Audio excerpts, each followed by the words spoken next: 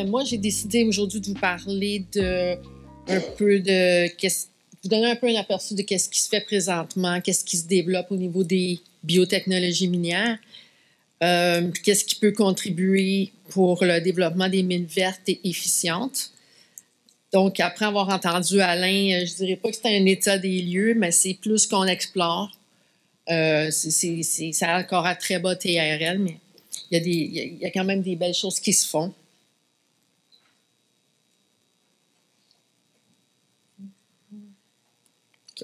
Ouais. Donc, le plan de la présentation, je vais commencer très brièvement en parlant un peu de deux technologies minières qui sont plus matures, mais je veux surtout porter de l'attention sur les technologies émergentes. Donc, les biotechnologies de carbonatation minérale, celles pour l'extraction des minéraux critiques dans les ressources secondaires alcalines et la biocyanuration. Et je vais terminer avec les techniques pour l'amélioration de l'efficacité et de la stabilité des biotechnologies. Il y a un rapport de Credence Research qui est sorti tout dernièrement, en octobre, et que j'ai trouvé qui donne une bonne évaluation du marché des biotechnologies minières avec les principales tendances et les facteurs qui influencent le marché. Donc, les biotechnologies minières ont généré des revenus de 1 500 millions en 2020 et les projections, bien, on s'attend à une croissance annuelle d'environ 13 % de 2021 à 2027 pour atteindre des revenus de 3 600 millions en 2027. Parmi les facteurs de croissance, on peut citer la demande de croissance en métaux, la diminution de l'empreinte écologique quand on utilise des technologies biologiques. Souvent, elles sont associées à une diminution de la demande énergétique et de la production des gaz à effet de serre. Tout ce qui concerne l'aspect environnemental, ça, je l'avais dit, diminution de l'empreinte écologique, avancée technologique. Les biotechnologies sont de plus en plus performantes et aussi de plus en plus fiables. Et aussi les coûts opérationnels réduits. Parmi les métaux les plus extraits de façon biologique, c'est le cuivre qui occupe la plus grande part de marché. Et on s'attend à ce que l'or subisse une grande croissance au niveau de cette décennie. Il y a aussi du fer, du zinc, du cobalt qui peuvent être traités de façon biologique. Donc, une technologie qui est avancée, qui est mature, qui est implémentée, c'est la biolixiviation en tas. C'est une technologie qui va détruire le minerai sulfuré tel que le cuivre, pas le cuivre, mais la chalcopyrite. Donc, le minerai broyé, mais pas très finement, il va être entassé sur un revêtement. La solution microbienne va passer à travers, va dissoudre le minerai d'intérêt et on va le récupérer après. C'est fait par des bactéries acidophiles lithotrophes, donc qui mangent littéralement la roche et qui sont ferro- et sulfuro-oxydantes, qui vont oxyder les fers et le soufre. Et la plus connue, peut-être qu'on entend souvent parler, c'est Acidithiobacillus ferrooxydans. En fait, c'est les bactéries du drainage acide, c'est les mêmes bactéries. Et il y a encore des défis qui demeurent dans ce genre de technologie-là, comme par exemple la passivation, mais sont quand même bien implémentés pour le cuivre. Et surtout au Chili, où ça fournit à elle seule 10 % de l'approvisionnement mondial en cuivre. L'autre technologie dont je voulais parler, c'est la bioexydation pour l'extraction de l'or. Donc, c'est quand il y a des minerais réfractaires, ils ont besoin d'un pré-traitement pour pouvoir libérer l'or. Parmi les options de pré-traitement, c'est la bioxydation qui va être moins énergivore, qui va être aussi plus propre. Et ça consiste aussi aux mêmes bactéries que j'ai parlé tantôt. Donc, c'est des extrêmes acidophiles, c'est des sulfuro- et ferro-oxydantes. Dans ce cas, ils vont donc détruire la membrane pas la membrane, mais la matrice sulfurée qui englobe l'or pour le libérer. Ensuite, il va pouvoir être cyanurisé. 5 de l'or qui est extracté de façon biologique. Et la technologie Metsobiox pour le traitement des concentrés réfractaires est en exploitation commerciale depuis plus de 30 ans, avec 13 usines mises en service dans le monde. Et selon leur site Internet, en ce moment, ils mentionnent qu'à ce jour, il y a plus de 22 millions d'onces d'or qui ont été produites par ce procédé. Maintenant, les technologies en développement. Je voudrais commencer par la carbonatation minérale. Donc, c'est basé sur la réaction du CO2 avec des oxydes métalliques pour former des carbonates stables. Le principe, c'est ça, il y a une altération des résidus mini-alcalins.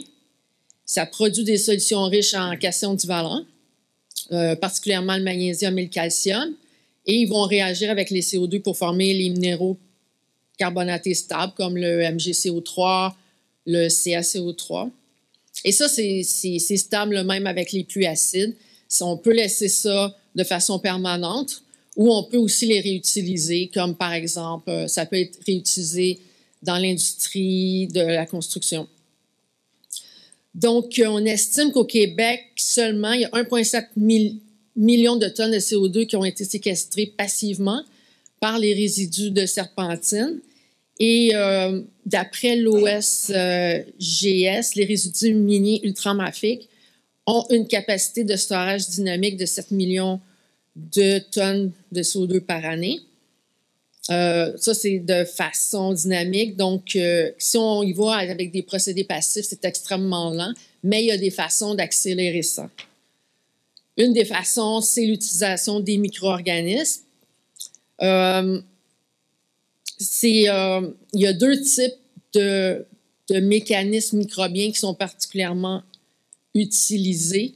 Il y a les micro-organismes uréolytiques, tels que Sporosarcina. Donc, elle a besoin d'urée, elle va dégrader ça en CO2 et ammonia. Il va avoir une hausse de pH et ça va favoriser la précipitation des carbonates. Vous la connaissez peut-être, c'est utilisé dans ce qu'on appelle le self-healing des blocs de béton. Donc, quand il y a des cracks dans le béton, ces bactéries-là qui sont sporulées vont se réveiller, ils vont pouvoir carbonater la craque et ça va la réparer. Et sinon, un autre mécanisme qui est de plus en plus étudié, qui est peut-être plus intéressant même, c'est utiliser des bactéries qui possèdent l'enzyme anhydrase carbonique ou utiliser l'enzyme lui-même. Cet enzyme-là, c'est un des enzymes connus les plus rapides. Ça a une efficacité catalytique maximale qui est proche de la limite de diffusion. Donc, c'est des enzymes qui sont très performantes. Et il y a une étude qui a été menée par Power qui a montré une carbonatation de la brucite qui a été accélérée de 240 fois en présence de l'enzyme par rapport au contrôle. Donc, c'est quand même prometteur. Cette diapo-là, ça montre, je pourrais prendre ça, ça montre toute la complexité de la carbonatation minérale microbienne parce que l'enzyme, ça reste que ça a un rôle à jouer physiologique dans l'organisme, donc c'est lié à toutes sortes de cycles.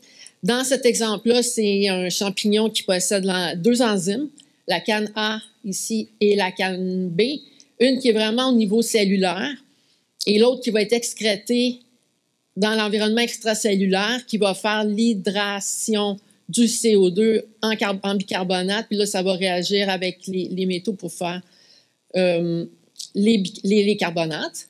Et aussi, il y a production d'H+, qui peuvent attaquer, donc détruire la matrice minérale aussi, hypothétiquement. Mais donc, il y a beaucoup de choses qui se font en ce moment sur l'étude avec la carbonique anhydrase. Donc, ça va permettre, on l'espère, un développement rapide au niveau des TRL, puis quelque chose qui va pouvoir être implémenté assez rapidement.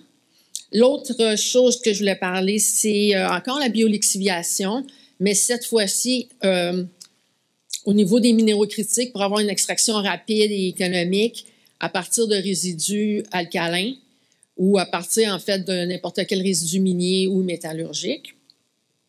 Donc, on peut donner, par exemple, les résidus amiantés au Québec, les 800 tonnes de résidus qui contiennent en moyenne 25 de magnésium et qui ont une valeur de 400 milliards juste en magnésium. Mais il y a quand même aussi du nickel et du cobalt qui pourraient être récupérés. Donc, il y a peut-être des choses qui peuvent être faites au niveau biologique. Cette fois-là, on ne parle pas des mêmes bactéries extrêmement acidophiles comme Acinetobacillus. On utilise plutôt des bactéries hétérotrophes, donc on doit leur fournir une source de carbone. Et elles vont former des acides organiques qui vont être capables de lixivier le métal d'intérêt. Parmi ça, qu'est-ce qui est plus prometteur encore, c'est l'utilisation des actinobactéries. C'est des organismes qui sont à la limite entre la bactérie et le fungi et qui vont former des acides organiques, oui, pour la lixiviation, comme l'acide oxalique, mais vont aussi pouvoir détruire le minéral de façon mécanique par la pénétration des effets des spores à l'intérieur de la roche. Et il y a d'autres aussi, d'autres biomolécules qui peuvent participer, comme les sidérophores, qui sont des chélateurs de fer. Ensuite, la dernière que je veux parler, c'est la biocyanuration. Quels sont les avantages de la biocyanuration comparé, mettons, à le procédé conventionnel? Mais on peut noter la réduction du risque de désastre écologique. Là, il n'y a pas des grosses teintes de cyanure. La réduction de l'empreinte de carbone, la décarbonation. C'est compatible avec la lixiviation in situ. Et il y a certaines bactéries qui peuvent dégrader le cyanure en composés non toxiques par la suite. Donc, en fait, ce sont des bactéries qui peuvent utiliser la glycine comme substrat. Et avec l'opéron de HCN synthase, elles vont être capables de convertir en cyanure. Et le défi là-dedans, c'est que, comme on sait, la cyanuration, ça se fait à pH très élevé. C'est 10,3. Donc, c'est pas si facile d'avoir des bactéries efficaces à ces pH-là. Pas les bactéries qu'on utilise généralement. Donc, mais il y a possibilité d'en isoler des nouvelles à partir de résidus mini-alcalins. Chez nous, au CNRC, on a créé un consortium microbien cyanogène à pH 10. Donc, c'est très bon. On a fait séquencer, il contient des bactéries qui sont connues pour faire le cyanure. On a des pseudomonases, des brevandimonases, des achromobactères. Et il y a aussi là-dedans des bactéries qui dégradent le cyanure. Maintenant, je voudrais terminer avec les techniques pour l'amélioration de l'efficacité et de la stabilité des biotechnologies parce que parfois on entend dire que les biotechnologies, c'est un peu plus sensible, c'est un peu moins fiable. Il peut arriver que les bactéries meurent. Mais il y a des choses qui peuvent améliorer ça. Je voudrais commencer par améliorer les souches microbiennes par des méthodes naturelles pour les rendre plus efficaces à faire l'action qu'on veut qu'elles fassent, pour les rendre aussi moins sensibles à certains stresseurs de l'environnement ou des stresseurs mécaniques. Donc, au laboratoire, on utilise deux techniques. On utilise une qui s'appelle l'évolution adaptative en laboratoire et l'autre qui s'appelle les mutations aléatoires. Donc, on ne joue pas vraiment avec le génome des bactéries. Donc, comme j'ai dit, on ne peut pas dire que c'est des organismes génétiquement modifiés.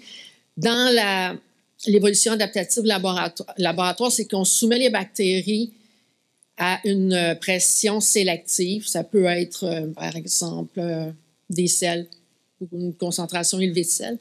Et on sait que ce soit les bactéries ou les virus, ça mute de façon naturelle, de toute façon. Donc, on va les soumettre à la pression, on va les transférer dans du nouveau milieu, puis on va faire ça à répétition. On peut faire ça à grand débit dans des plaques 96 puits là, pour créer différentes pressions ou tester différentes bactéries. Donc, une pression naturelle. Pour celles que j'appelle des mutations aléatoires, la différence, c'est que là, on va vraiment créer une mutation. On utilise les rayons ultraviolets, donc on a nos bactéries, on les soumet à 30 secondes d'un rayon UV. Elles vont avoir des petites mutations un peu partout, comme j'ai dit, de façon aléatoire. On va les faire se propager. Et à la fin, ben, on va se retrouver avec quelque chose qui était au niveau 0, qui va s'être amélioré un peu pour n'importe quel effet qu'on veut leur faire faire. Et on va avoir une bactérie bien adaptée. Par la suite, on peut faire séquencer les génomes de la bactérie originale avec les bactéries qui sont plus performantes. On va voir qu'est-ce qui est arrivé au niveau du gène. Ça nous permet de gagner en connaissance et ça nous permet aussi de savoir dans quel gène on peut par la suite aller jouer pour les améliorer. Et c'est la diapo suivante. Donc là, on parle vraiment du génie génétique dans lequel on va vraiment jouer avec le génome des bactéries. Dans cet exemple-là, c'est une bactérie qui fait la biolixiviation du cuivre. Et, peut-être pas du cuivre, oui, du cuivre. Et c'est pas obligé d'être des grosses modifications, c'est pas obligé d'introduire des gènes. Ça peut être comme dans cet exemple-là, la surexpression d'une protéine qui est la licanase.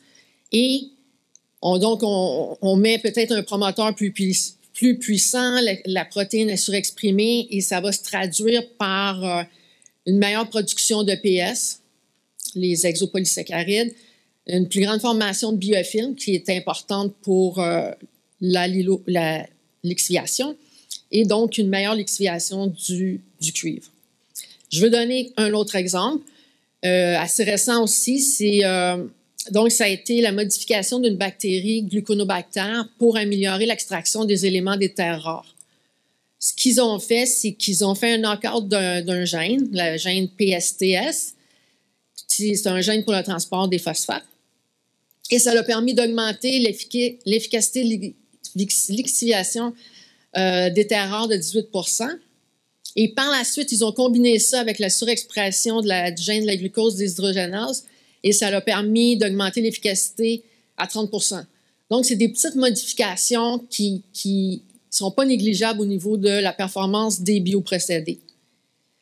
Ensuite, la biologie synthétique, vous en avez peut-être entendu parler, ça s'inscrit dans la continuité du génie génétique, mais ça va beaucoup plus loin. Le niveau de complexité est beaucoup plus grand. Là, ici, on parle vraiment d'être capable d'introduire des systèmes métaboliques complètement différents dans les bactéries, de même faire des choses qui n'existent pas de façon naturelle. C'est des biobriques, on peut voir ça comme des Legos qui permettent à faire des actions et on peut les assembler de la façon qu'on veut à l'intérieur d'une bactérie. C'est sur le principe du design construit, testé, apprend. Donc, pour le design, il y a des outils de modélisation informatique qui vont être combinés à des bases de données telles que les données génomiques. Pour construire, vous avez sûrement entendu parler des systèmes de CRISPR. Et dans le test et apprend, on peut même incorporer des méthodes de machine learning pour les itérations de la conception. Donc ça va très loin. Je voudrais aussi parler d'une autre technologie qui est quand même intéressante, c'est les protéines bactériennes qui lient les métaux. Il y a beaucoup de protéines de bactéries qui lient les métaux. Elles ont besoin de différents métaux pour leur biochimie. Et on a parlé tantôt aussi siderophore qui lie le fer, mais dernièrement, il y a une protéine, comme exemple que je donne, c'est la lamoduline, qui a été découverte chez des bactéries méthylotrophes. Et elle est capable de fixer des éléments des terres rares de façon sélective et très efficacement. Mais en plus, le plus intéressant, c'est qu'elle a des affinités beaucoup plus fortes, 40 fois plus fortes, pour les ions lanthanes, qui sont des éléments légers, que pour, par exemple, l'ion dysprosium, qui est un élément lourd. Et ça, c'est dû, comme vous voyez sur le dessin, c'est dû à la dimérisation qui rend le complexe plus stable. Donc, juste ces petites protéines-là pourraient nous permettre de développer des procédés biologiques de séparation des éléments des terres rares. Ensuite, je voudrais terminer avec une méthode pour protéger les micro-organismes dans les bioprocédés, parce qu'une bactérie, ça reste que c'est un petit élément vivant, ça a une certaine fragilité. Et parfois, donc, comme par exemple, quand on fait des réactions en réacteur avec 2 à 5 de concentration de pulpe, ça peut aller très bien. Bien, juste de monter à 7,5 ça va causer problème, puis parce qu'il va y avoir des frottements sur la membrane de la bactérie qui va lyser. Donc, on peut faire des encapsulations, comme par exemple dans l'alginate. Ça va permettre la diffusion des choses, mais ça va quand même protéger la cellule. Puis, on peut inclure là, des nutriments aussi dans l'enveloppe qui va permettre une meilleure survie ou de croissance de la bactérie. En conclusion, donc la poursuite des pratiques respectueuses de l'environnement combinées à la demande croissante en métaux, ça devrait continuer à stimuler la croissance du marché des biotechnologies minières. Il y a beaucoup de progrès qui se fait, beaucoup de recherches, donc je pense que ces technologies-là sont en train de devenir des éléments essentiels pour contribuer aux efforts de décarbonation. Et je vais terminer avec le même rapport avec lequel j'avais commencé et qui lui, terminait là-dessus. Donc, explorons donc davantage les possibilités de la biotechnologie et son potentiel à révolutionner l'industrie minière. Merci.